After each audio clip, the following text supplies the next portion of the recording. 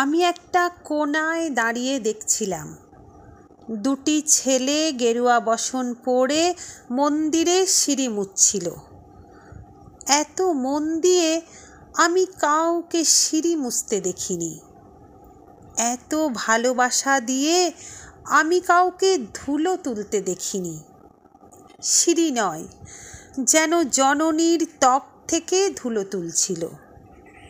এভাবে কেউ সিঁড়ি থেকে ধুলো মুছতে পারে এ আমি কোথাও দেখিনি। স্থিতপ্রজ্ঞ মহারাজকে জিজ্ঞাসা করলাম, এই ছেলে দুটি কে?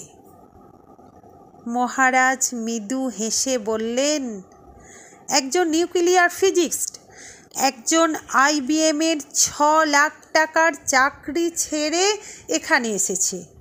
সিঁড়ি ধুতে এসেছে।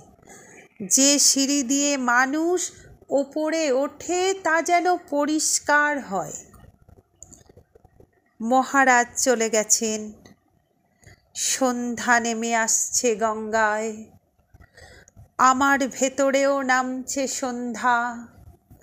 সারা পৃথিবীতে এত সিঁড়ি, সিঁড়িতে সিঁড়িতে এত দাগ, এত ক্রোধ, এত অপমান।